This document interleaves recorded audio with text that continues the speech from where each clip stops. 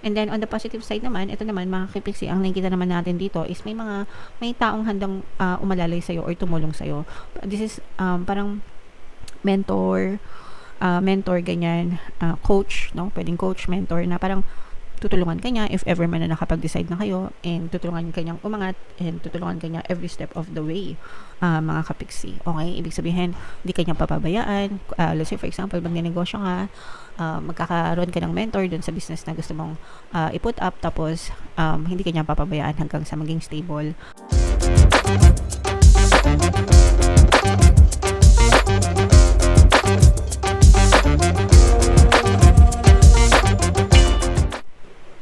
Hello guys, hello Pisces, welcome back to Pinoy Pixie Tarot. Ang pamagat ng episode natin for tonight is New Moon Kapalaran para ngayong January to February para sa Pisces, Sun, Moon, Rising, Sign, and Venus. Yung ating New Moon guys ngayong January ay sa January 29, and then yung next na New Moon naman natin ay sa February 27, mga kapiksi. So ang reading na to ay para sa period na yan. And so unahin natin tong deck na to, guys. Ito yung ating moon message para sa inyo. Napakaganda, grabe ng message para sa inyo guys. You're very close to achieving your goal, diba? O ang syala. Pero syempre guys, kayo lang naman nakakaalam, no, kung malapit nyo nang ma-achieve yung goals nyo or hindi. Kasi syempre, kayo lang din naman yung kumikilos and yung nagtitake ng action. Depende sa effort nyo, mga kapiksi. So syempre, kanya-kanya kayo. Yung iba pwedeng malayo pa, yung iba pwedeng malapit na, mga kapiksi. Yung iba naman pwedeng malayo pa pero malayo na, 'di ba? So, kanya-kanya yan. But, at least, guys, dito sa spread na ito, nakikita natin na talagang if consistent kayo, guys, and nagpo-persist kayo sa mga goals and desire nyo, walang imposible. Lahat kayo pwede nyong ma-achieve yung goals nyo, mga kapiksi. So, just keep on moving forward, guys. Don't look back. Focus lang sa mga goals. And definitely, ma-achieve nyo talaga yung mga hinihiling nyo. Okay?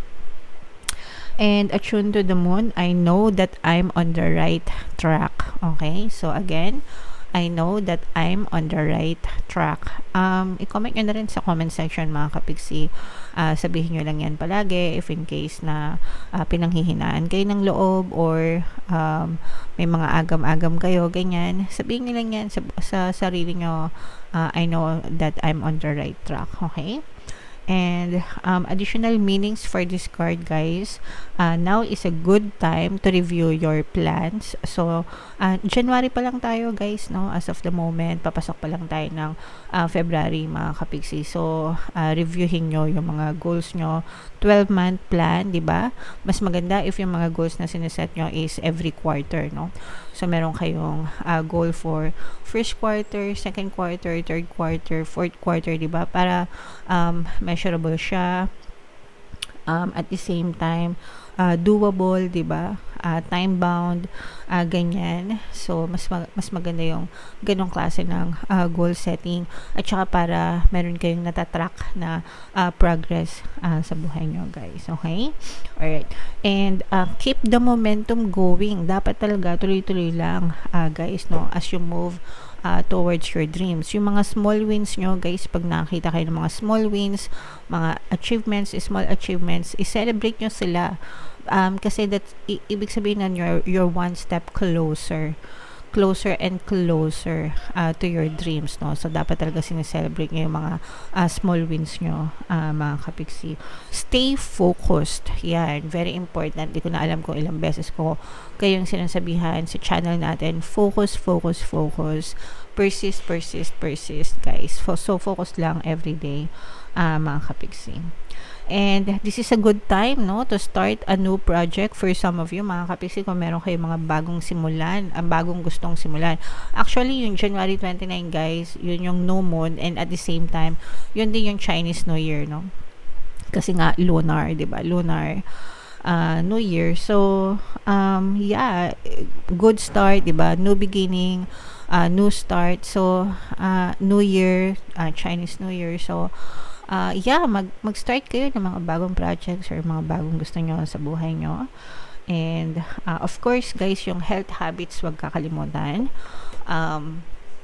It's never too late to start, diba? Yung mga health habits, exercise, yung tamang diet or balanced diet na tinatawag, and of course yung sleep, no, yung pahinga, yung rest, very important. Guys, okay? So, yan yung mga paalala sa inyo, mga kapiksi, mga moon message for you this February. Comment down below if naka-resonate kayo, guys. So, tingnan natin yung ganap sa inyo, Pisces, ngayong new moon. Shuffle ko to, guys. Habang sinashuffle ko to, panoorin nyo muna yung video natin regarding sa ating paano mag-manifest ng abundance video course. Kapiksi, sawa ka na ba sa mga struggles at hirap sa buhay mo?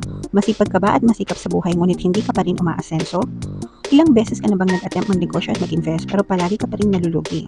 Sa pagkakataon na ito ay maaaring may subconscious beliefs ka na nagiging balakid sa iyong pag-unlad at pagyaman. Introducing, paano mag-manifest ng abundance video course.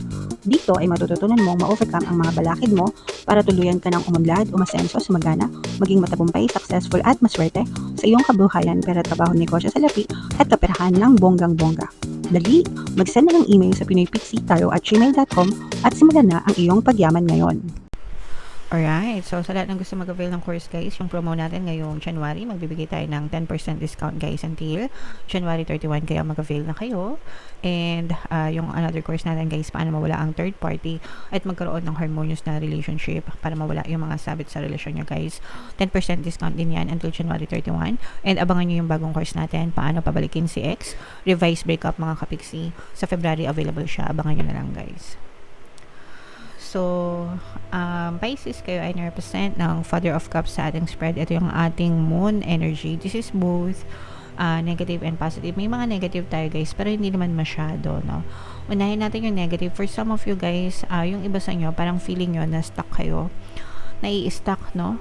Yung nadidisappoint kayo, guys, no? Nafo-frustrate kasi yung iba, parang feeling nyo nai-stuck kayo. O kaya naman, hindi nyo alam kung ano yung gagawin nyo. Parang yung iba sa inyo nagiging indecisive, no? Pag sinabing indecisive, hindi makapag-desisyon, mga kapiksi. So, and most of the time, doon na i-stuck yung buhay nyo kasi hindi kayo makapag-desisyon kung ano talaga yung gusto nyong gawin. So, let's say, for example, gusto nyo bang magtrabaho? Gusto nyo bang magnegosyo? Gusto nyo bang mag-abroad? Ganyan.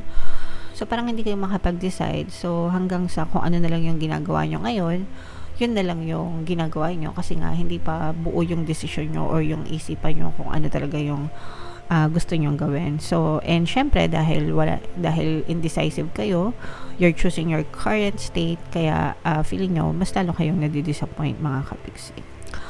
So, okay lang yan. I mean, pagdating naman sa pagdedesisyon, mga kapiksi, kailangan timbangin nyo yung mga pros and cons, diba, yung mga advantage, disadvantages, and hindi naman agad-agad, no? Kumbaga, may mga times talaga na mahirap talaga magdesisyon kasi hindi natin alam kung ano yung mangyayari. Pero, once na nakapag-desisyon na kayo, na-focus nyo na yung energy nyo doon talaga kayo makakita ng progress sa buhay nyo, guys. Okay? So, make up your mind, mga kapiksi. And, basta pag-isipan nyo mabuti.